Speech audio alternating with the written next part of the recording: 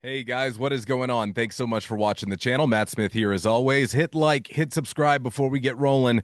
You know the drill. Helps me out a ton and I really do appreciate it. Thanks for being here. It is a wonderful Friday. I hope everybody's set to have a really nice weekend here as we are into the month of August. How? I mean, just whoosh. It feels so long over the summer, and then you get there and you're like, what? Where did it all go? So, August 1st, welcome to it. We are just about at back to school time, and we're certainly back to football as the first week of Colorado training camp is in the books. Today was offense day after speaking to Robert Livingston and a few defensive players on Wednesday. If you haven't had a chance to listen to my breakdown on that, please go listen to our previous episode, Playing Defense Without Travis Hunter. Some interesting takeaways there from the defensive side of the football, and I can't wait to see what Robert Livingston has in store for year two. But it was offense today, and if you've been paying attention, if you're a dedicated watcher, listener, you understand that one of the biggest questions I think we all have entering the season is not necessarily the quarterback competition. I think it's the offensive coordinator, because this is a huge year for Pat Shurmur. He came back to Colorado after somewhat, I don't want to call it bottoming out of the NFL, but certainly kind of hitting that point where he needed a different change of pace. He found a new version of himself in Colorado. He feels reinvigorated. He took over as offensive coordinator halfway through the first season, and now I believe this is the first time that Coach Prime is actually going to retain both coordinators for a second consecutive year, which, of course, continuity and consistency, it's all a part of building rhythm, not only within the coaching staff, but with returning players and the coaching staff and their relationship. So I think he's got a leg up on where he's been before, which is important because of all the turnover. Clearly, moving on from Shedeur is a big deal. When Shedeur is essentially your co-offensive coordinator onto the field, as is Travis Hunter when things need to be drawn up, well, you typically don't see that type of autonomy and that type of control and say given to a college player in any sport. Well, a former NFL head coach respected Shedeur and Travis enough to have a significant say in what it was they're doing. Now they're both gone. Now Pat Shurmur is the one at the helm who's really, I would say, with the help of Brett Bartoloni, who I believe our friends over at DNVR reported is also the new passing game coordinator, who was already the tight ends coach. So we'll see if anything changes or it's a bump in title. But Bartoloni was also previously Coach Prime's offensive coordinator at Jackson State. So clearly Brett's somebody that he really trusts, he puts his faith into, and he's going to be helping out offensively. Obviously great to see. And the addition of Byron Leftwich, which we have not spoken about, former NFL quarterback, right? No, everybody knows Byron Leftwich, excuse me. Coach Tom Brady in Tampa Bay there for a little bit, you know, another one of those situations where it's kind of like a peer process, right? Similar to what Pat and Shedeur kind of went through last year in some way, shape, or form at a much, much lower level. But the point here is that I think you have a lot of great offensive minds, including the addition of Marshall Faulk offensively as giving an elevated role to Gunnar White, and now bringing back Andre Gerard to the mix, elevating George Hegeman. You've got some new voices in that offensive room, along with more control back to the coaching staff, which I think at times it's going to really reveal itself by just how different some of the things they're going to do are. And I think at times you're going to see a steady foundation of what they want to do. I think primarily they'll still operate at a 10 personnel with 4 wide receivers. Look, it's not something necessarily Pat really wanted to talk about or should talk about at this stage in time today. However, I think that's where they're built and that's where they have the most talent. And Coach Shurmur today also spoke about how last year, well, look, I mean, we got 4 NFL dudes, you know, on the outside, line up, get them the football. So it's a bit of a transition. Everybody's talking about how they're going to run the football this year and be a lot bigger up front to do that. So as we get into some of these comments from Shurmur here, understand that this is a fluid process for them, right? This is just the beginning. As much as fans want it right now and want the results day by day, who's winning the quarterback competition, you know, this day, that day, et cetera, et cetera. What you have to understand is the first 8 days are installation days. So Coach Shurmur talked about teaching, practicing, and then going back and reviewing, teaching more than going and practicing. So the first 8 days, they're implementing new concepts and installing new concepts. So day to day, I would say there's not a lot you should really be reading out of the first 8 days other than overall comfortability. Clearly, who stands out, who's making plays. But as far as, really taking much out of this competition, aside from the fact that Kaidon Salter is obviously a senior with tons of experience, as Pat Shurmur mentioned today, but JuJu's also 17. And I think it's not really fair to start judging this thing completely. You obviously have to be paying attention, and these first 8 days matter. Not trying to say they don't, but let's see how it looks when everybody gets the concepts down and continues to learn them. Because even though Kaidon's a senior, he has a whole new system to learn as well. And I think they'll probably integrate some of the stuff that he did at Liberty, but there will be new stuff involved, certainly in this offense. So remember early, and not just for quarterbacks, but for everybody, you do have 8 installation days off the top. Coach Shurmur talked about how important the grind is. I mean, some of this stuff is self-explanatory, but really this is where the stuff outside of what you're learning in the classroom, and sure, will all that stuff pop up on the field? Yeah, but we're talking about resiliency, determination. Do you practice as hard in minute 10 as you do minute 65 of practice, if that makes sense? So the one part that Coach Shurmur didn't really want to commit to was calling it a competition. He called it more quarterback development, which again, to me, as I've spoken about before, this is a quarterback competition, but I still believe, unless it's completely undeniable, which I don't believe it will be, that Kaidon Salter will be the guy week 1. Not that I don't think JuJu Lewis has looked impressive, but you have to remember, he's not even 18 yet. He should be going into his senior year of high school. So if you play the JuJu card right away and then you got to bench him, well, things get a little bit weird. That's one where you'd rather have to, let Salter play himself out of the job, I think, and then go to the JuJu card, because once you hand those reins over, giving it to anybody else is counterintuitive and doesn't make a lot of sense.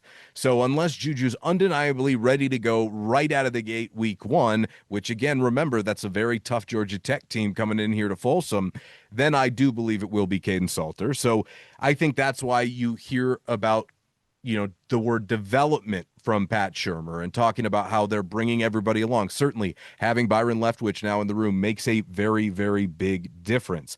We haven't gotten his official title yet, but I assume it's quarterbacks coach or some sort of analyst. I'm not sure. I think there's like 8 coaches right now with coordinator in the title on the team. I'm not exactly sure what to say about the official title, but I just know he's there on the field and the quarterbacks are soaking up everything they can from him, because why wouldn't you? It's Byron Leftwich. That's a pretty good resource to have. And again, another example of how Coach Prime continues to bring in guys who have been there and done it, and don't think for a minute that those players don't see it and look up to them and try and absorb all of that information that they can. Crisler talked about a little bit about that today, that, look, that's part of the appeal with Andre Girard and with George Hageman, guys who have been there and done it at that level, and that's what they're aspiring to. So it is a very important piece of the puzzle to what they've built this program around. It's all about NFL. You need that NFL experience. Having more of it, obviously, can never really hurt you as long as it's the right experience and the right fit as well. So I guess I shouldn't say it couldn't hurt you, because you could have the wrong personalities and it might be counterproductive. But Coach Prime, I think, as we've spoken about now, has really figured out what he's looking for his staff and for his coaches. Coach Shurmur talked about the running back room. He talked about how they have different skill sets. And again, if you've been a loyal watcher and listener, you understand that part of my concern this year is certainly what they've been doing in the running back room, and the fact that they lost Isaiah Gustive. They replaced Isaiah with what represents kind of like a Hail Mary flyer, even though I think DeKalen Taylor brings more than that. When we're talking about actually upgrading from a recruiting standpoint, the running back room, you can't sell that flat out as an upgrade. So it's like, all right, well, we're going to take a chance and add this weapon to our arsenal out of the backfield. Now, I think Dallin Hayden is in line for a bigger year. I think he's going to be the starter on this team.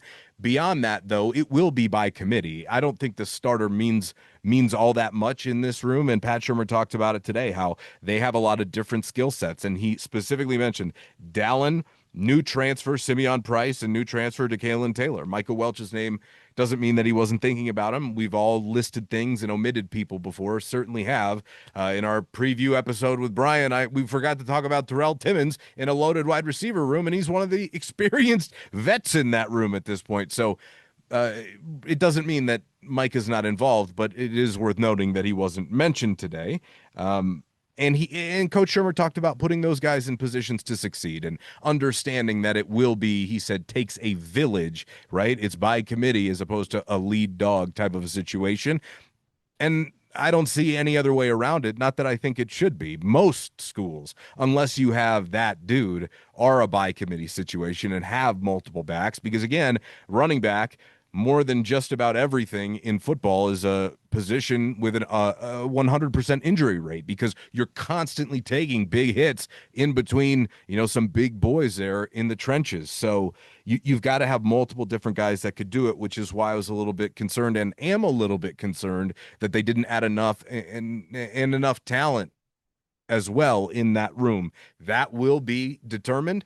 However, the perceived upgrades and what appear to be upgrades to the offensive line is a big reason why they think they're going to be better at that, because they're bigger and stronger up front, and they feel like they're going to be able to move guys off the football this year, which I can't wait to watch happen. And I knock on wood everywhere, really hope it does, because they were so inept at doing it overall the last 2 seasons. That has to be better. And even Pat Shurmur talked about it today. He said, look, let's just call a spade a spade. We weren't great up front last year. We struggled up front. We got 4 great NFL players on the outside. It was bam, quick game. Let's get it out to them. Let's go. So this is a bit of a shift here in 2025 for this offense from the last 2 seasons. He talked about Jordan Seaton and the other 4 offensive linemen from last year being gone. Again, another moment that I don't know if he was really factoring in even the fact that Kareem Harden and Tyler Brown are still here. However, I really haven't heard Tyler Brown's name mentioned much as far as the offensive line competition. So until we start seeing him pop up and well off, and to be completely transparent, I haven't watched the latest because it just got posted. So I'll be curious to see if maybe he pops up anywhere. But again, I think they're focused on a lot of these new guys they brought in. Larry Johnson right now, it sounds like they've got him slated in at right tackle. Even Zy Crisler today said he's a mountain of a man. So I think, as Coach Shurmur said, they are better suited to run the ball this year. Can they do it? Because he talked about running back being a process, not necessarily running back, but running the football being a process that takes everybody, right? It takes the offensive line moving, guys backwards, creating holes and being physical at the point of attack. As he mentioned, right? They're going to play a lot of 10 personnel, and it shouldn't really matter what formation they're in. They need to be way more physical in every formation, in every rep, to be a better football team. And he said the way they did it last year was good enough to win 9 games, but to be a better team, they need to do more, which includes some of that window dressing, pre-snap motion that I've been begging for about the last year.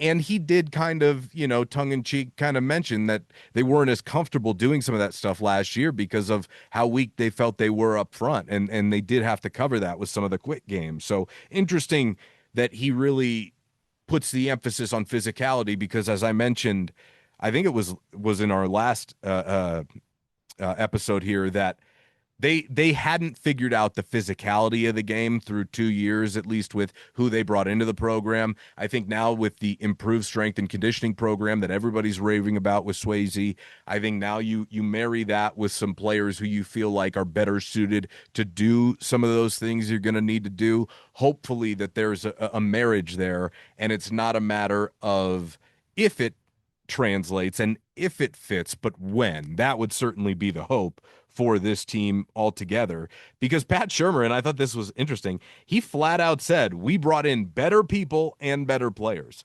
Better people and better players. They are much more comfortable, it seems, on the surface with their group that they have up front because of the depth they have. They have so many different options all along that offensive line that they can go to, which is important because as Crisler noted a little bit later in our availability today, he doesn't know who he's going to be lined up next to in practice every day. It breeds healthy competition. It doesn't let you become complacent, and you always know somebody's behind you ready to do the job if you can't, so you got to be on it every single practice. And that's something that they definitely did not have last year. I think they could have said, and hoped to have had that, but it just didn't really translate. And I'm not really sure that that's a big surprise to anybody, quite frankly. When talking about the quarterback competition and the differences in skill set between JuJu and Kaidon, he said, look, it's really not a challenge to put together the packages. It's obviously more of a hurdle to get that established and learned by these guys, right? Because it's all new. So putting the plays together, putting the scheme together is not the challenge for a coach as experienced as him. It's getting everybody on the same page. That is, especially when you have a bunch of new guys, right? It was funny. He brought up the evolve and refine question that I asked him last year, kind of just out of the blue, which again, we talked about it last year with him. I asked him, I said, how does an offense evolve and refine throughout the course of a year? And he called that a little bit of white wine thinking.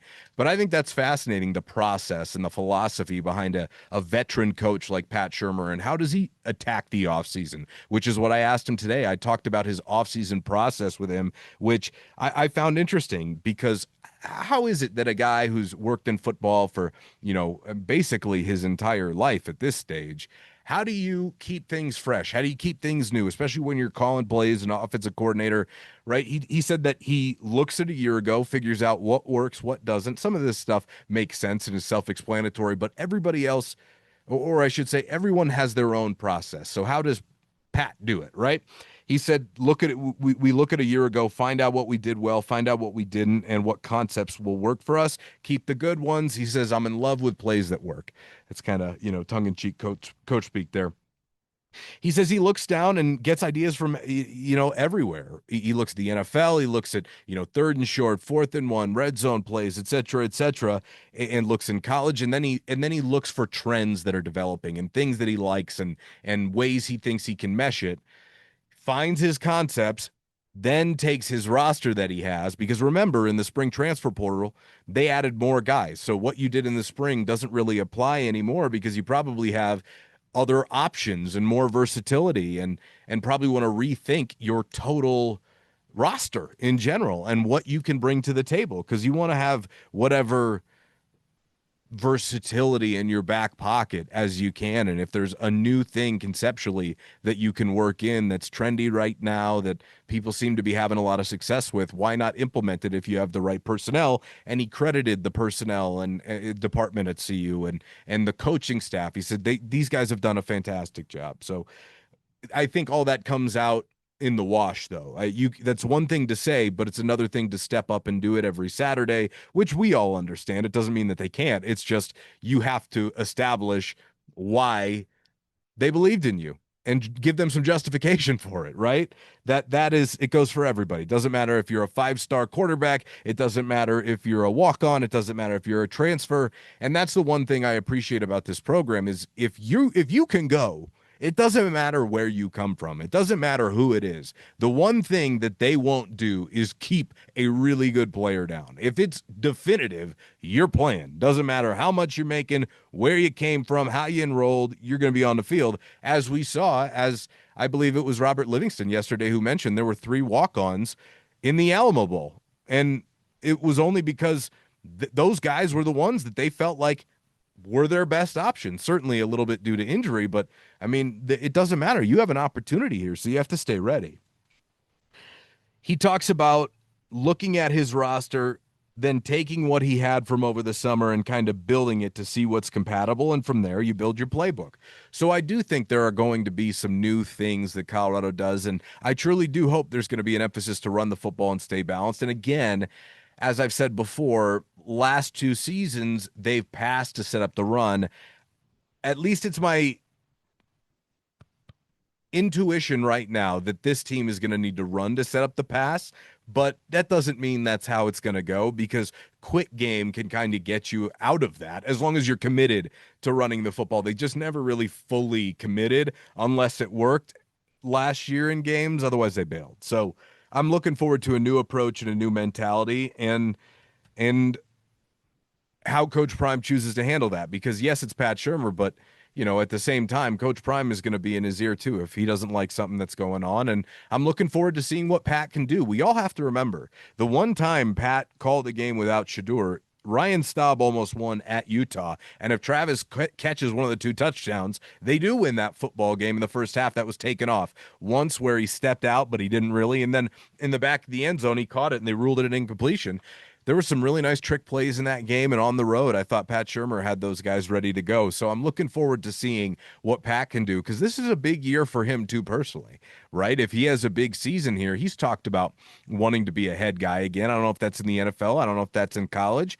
And I don't know if it necessarily means it's next year if it's a good year. I just think that for him, earning that reputation back, because certainly while everyone sees what you were able to do with Shedeur, people also credit the system that was in place.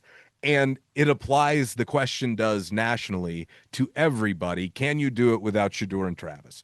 That's the truth, right? That's I think in many ways what the coaches, specifically what the program, what Coach Prime, and what the position rooms are going to have to prove, whether or not it's like on the nose and overt. It's certainly going to be something that if you are a Colorado fan, if you've watched CU football, that you have to put under the microscope, right? And will naturally, because of the greatness of those 2 guys, it's almost impossible, I'll tell you from watching the spring game, to not instantly think about what it was or what it looked like until they've established that it can be better and they've established an identity of their own. That will be curious. What ends up becoming the identity of this team, that I don't know yet. That they don't know yet. that only is developed organically, right? That is a proof of concept thing. That's something that you have to see it, feel it, taste it, touch it, and that's based upon what you do on the field on Fridays and Saturdays. And I say Fridays because there's a couple of primetime slots. Let's see. Talked about Omarion Miller, talked about how he's a different man this year and has been since the injury and since he's grown up a little bit. And Omarion has looked great early in camp. He's had some highlights. The body looks better. And this was a young man who, in a couple of different big moments, really rise to the occasion. Colorado doesn't beat Baylor without Omarion Miller, or Kansas State or Baylor. Which one was it? Now I'm kicking myself. I think it was Kansas State, right? Yeah. Because he got hurt in the second half. But they don't beat Baylor without Omarion, because he had that giant touchdown in the first half where the knee was almost down and he ran for a touchdown. Anyway, that's irrelevant. I think we all know what I'm talking about. I just don't like to get that stuff wrong for you. The other thing that people are talking about, and it's pretty consistent, is how much everybody is marveling at JuJu right now and JuJu's maturity, this is obviously what you want to hear out of your highly touted quarterback prospect. Whether or not his time is right away or it's next season or it's the middle of the year, what you want to hear unanimously is that taking the chance on a young man who's 17 has paid off, because there's also a universe where he comes in and look 17, even despite wowing in high school. That's speaks to what Coach Prime saw in the young man and who he is, who his parents have raised him to be, and certainly the support system around him. So I think it's very encouraging for Colorado fans, because for so long, the future just looked so bleak, but you definitely have real hope with JuJu Lewis, whether or not that's immediate. And the only thing I would say is, don't feel the need to pressure them to rush it or question why they're not getting there. If it is a Kaidon Salter year, excuse me. And the reason I say that is because, remember, if they want, JuJu could always redshirt this year and maintain that extra year of eligibility. So you never know what could happen, but the learning that he's doing right now is invaluable. And certainly having a guy like Byron Leftwich over his shoulder makes all the world of a difference. He also credited Ryan Staub. He said, look, don't write off Ryan Staub. And I know a lot of fans out there have seen Stauber throw a couple of interceptions here lately, but Pat Shurmur talked about how great he is in the quarterback room and helping the other players, and having a conversation with him in the I think it was, in the winter that Ryan Staub said he loves being here and he learns something new every day. And Shurmur talked about how rare that is in the NIL world. And he's right, because for Ryan Staub, is there truly a path to him being the starting quarterback at Colorado? Not really. I mean, short of Coach Prime up and leaving and everybody transferring, after this season, I'm just putting that out there as like the most realistic scenario. And there sits Ryan Staub, kind of, fat as a cat, sitting in a good spot because he's put in the time, and maybe he'd get an opportunity. That's what I'm saying. And I think he recognizes that it's maybe not all about getting the reps, because is Ryan Staub going to play in the NFL? No. And he understands that.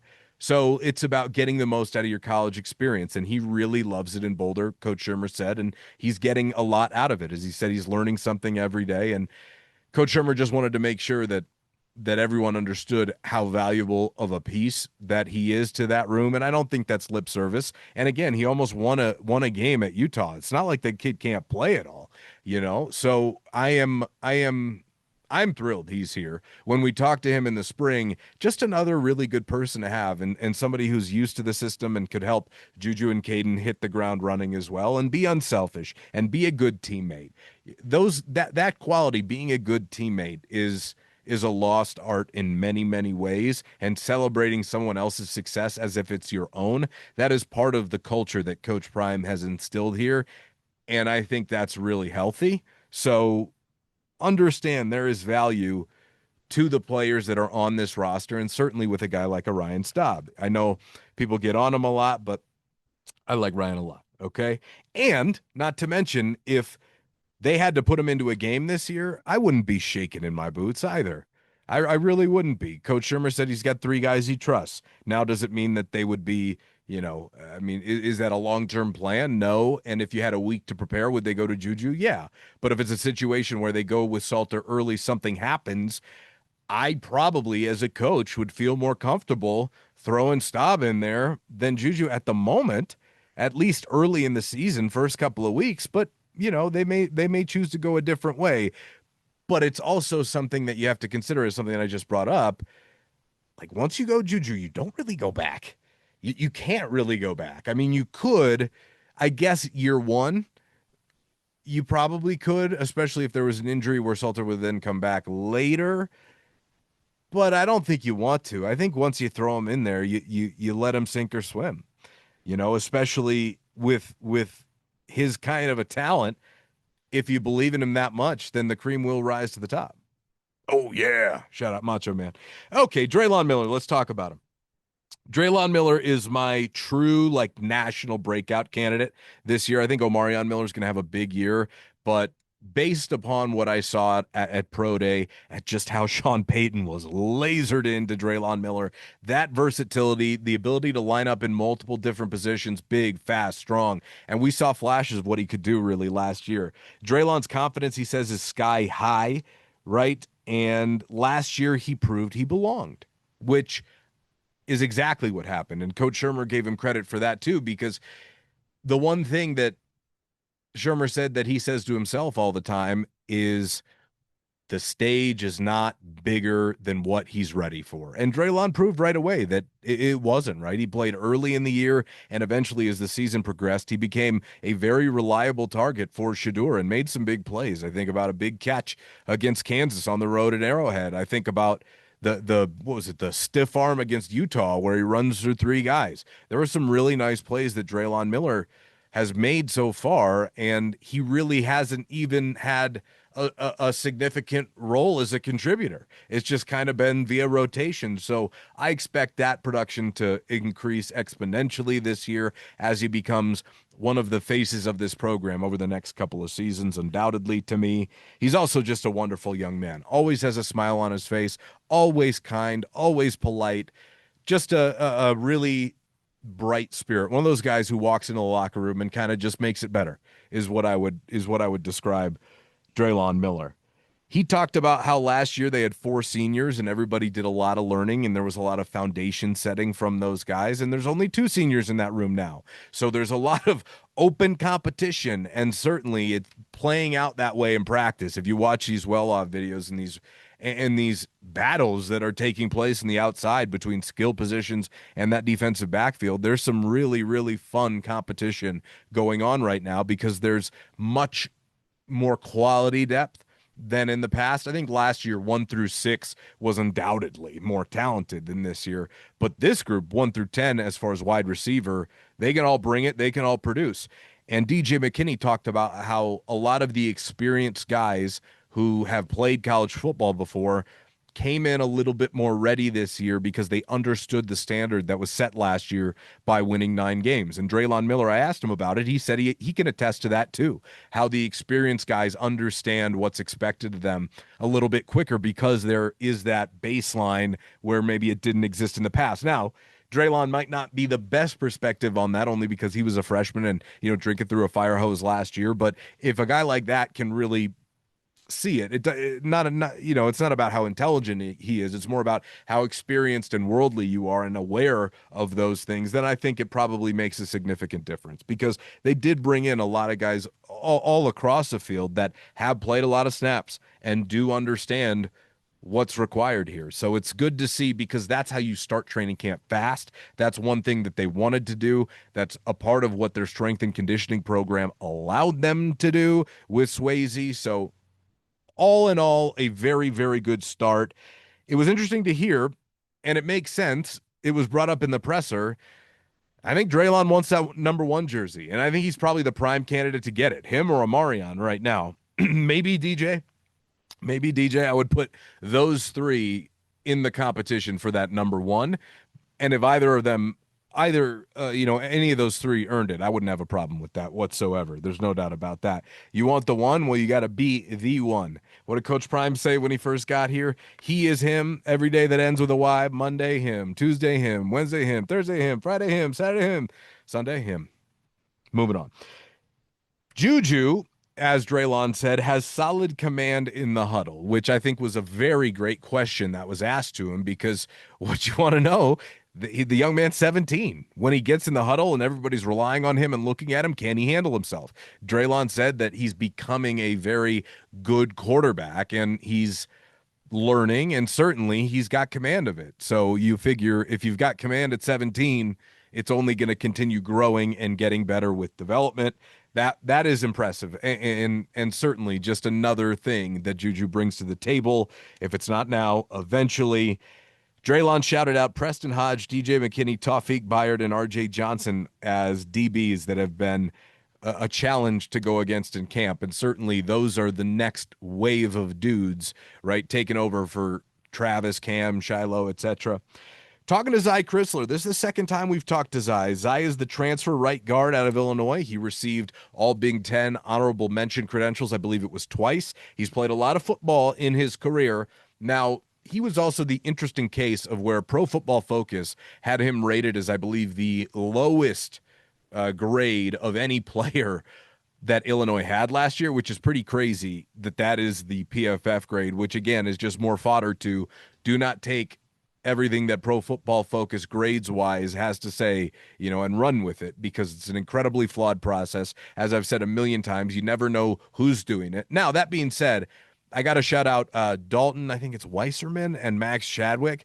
Those are the 2 guys who do a podcast about, college football, and they do a lot of Colorado stuff that are not in Colorado that get it and know their stuff and really understand a program instead of just kind of speculating from the outside. They do the due diligence to actually pay attention. So I got to give those guys some credit, not completely trashing PFF. And I'm not exactly sure how much of the grading they're involved with at all, but I really do enjoy that show. So I wanted to make sure that I give them a shout out. And I've talked to those guys, DM'd with them a couple of times and told them as much because you want to make sure, at least in this business, I do, that you recognize people who are doing good work because there's a lot of people out there that aren't doing good work and are getting rewarded for it. And there's a lot of people who are doing good work and not. And so you never know what an acknowledgement of that does to somebody. So it's, or does for somebody. So always made sure that if there's stuff out there that I enjoy and I like, I make sure to reach out to those people, let them know because you never know. It's certainly always nice to hear and you find new connections all the time. So Zy Crisler loves the structure of the 3-man O-line coaching room, which is what I asked him, right? With Gunnar White at the helm, Andre Gerard, George Hageman. That's a complete transition, really, from what it's been the last couple of years. And so far, so good. And Zy Crisler talked about having two guys in Gerard and Hageman that played in the NFL, being able to look up to them. They've been there and done it. And so they have great advice, is kind of what he's saying. And he loves being here so far. He has really taken to Boulder. Mississippi kid talked about how Mississippi maybe goes under recruited sometimes, but he's looking forward to helping put Mississippi on the map. Gotta love that. I personally have never been to Mississippi. He talked about how much hotter it is there in the summer. I don't really have any interest, but if there's something I'm missing in Mississippi, make sure you get in the comments and let me know. He talked about how the connections to continue off of that point, having those NFL guys is a big deal because not only do they have the experience of actually having done it themselves, but they have connections. And it sounds like it was through the connections of the coaching staff that Zy Crisler, Jordan Seaton, and Larry Johnson were all able to go train with Trent Williams, who's like the gold standard of left tackles right now, in the NFL for longtime 49er, certainly one of the best to ever do it, undoubtedly. Getting the opportunity to train one-on-one with him is, that's a big deal. And you need to know some people to do that. And I imagine that having those connections, as Zy Crisler said, opens you up to a lot of other resources that you just otherwise would not have. And if you're proactive and somebody that really wants to take advantage of that, Colorado allows it basically every position the ability to do that. And if those guys aren't in the building day to day, they will either visit or Coach Prime will get them involved and find a way for you to use them as a resource. And if it's not Coach Prime, it's somebody else because connections on connections with all the years of NFL experience that Coach Prime has assembled with that staff. Talked about the competition every day. There is competition every day. Crisler said that he doesn't know who he's going to line up next to on a day-to-day basis. I was also talking about it behind the scenes with some of our, media buddies today. You got about probably 8-9 guys legitimately who are competing for a starting spot, whether or not they're slotted in right now. And you probably have another 3 or 4 that if they had to play, you'd be all right, which is a complete departure from what it's been the last 2 years. And if that holds to be true, that's the expectation. But if that holds to be true, then Colorado's offensive line will be improved. The question would be to what degree, and does it make a significant difference? You would hope so, is the answer to that. So understand that I think they're going to go with a bit more of a rotation in some areas because they ended up getting there the last 2 seasons. Now, maybe they want every down guys, but I think that's becoming fewer and further between in college football, finding every down lineman. At some positions, you typically see some sort of rotation. So it's good to know that you can do that this year and have other players you trust, even if they're not starters, which is a big, big, big deal. Zy talked about how they're spending a lot of time together right now, which is important for bonding and chemistry and cohesion, especially when everybody's coming from different places, different schools, and you've got a month more or less now that everybody's here and in pads, a month more or less to get everybody assimilated. And as Pat Shurmur said today, finding their synergy. He believes it's better than it has been in the past. Again, time will tell, and the proof is in the pudding on that one as well. But it's good that the initiative's being taken by a guy like Zy, and now bringing in Xavier Hill, and having Kareem Harden and Jordan Seaton and even Tyler Brown in that line, in that position room, a part of those drills. It makes a big difference in building camaraderie and getting everybody involved, especially if you're a new face in a new place. He also talked about how big Larry Johnson is. He talked about how they've been mauling guys off the right edge, which, hey, if you can run off the right and presumably with Seaton and Hill run off the left, then you will have a running game, hopefully, this year, if all things go well. So a lot we learned today. That's my breakdown of I think it was day 4 for them, if memory serves, of actual practice. I'm not exactly sure because we don't talk to them every practice. I haven't been paying attention to that. I've been trying to pay attention to the stuff that we've been wanting to know and learning over the last couple of days. So that's my practice update for the week. I hope everybody out there is set to have a great weekend. Before I get out of here real quick, just a fun little topic I was thinking about. Summer TV season. I'm a big TV and movie guy. I don't know about any of you out there. And if you're not in this for anything but football, then feel free to tune out now. That's fine. But if you're in it for the pod, stick around and drop yourself in the comments because I'm curious. I'm a big TV and movie guy. Summer TV season has been slow, right? It's inched along. We talked about this. What was it? A couple episodes ago because of some of the medical issues I got going on right now. For me, it's one of the few ways I can really check out and enjoy life in general, just because, being active right now is tough. And so I'm curious, what are you watching? What have you watched this summer that you liked? And I'm skeptical to do this because I really when you ask people for recommendations, it's always a dangerous game.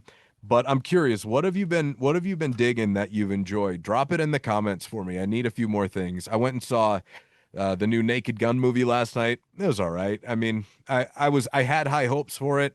I've seen let's see, I've been at the theaters a ton this summer. Fantastic Four, Superman, Jurassic, which that was rough.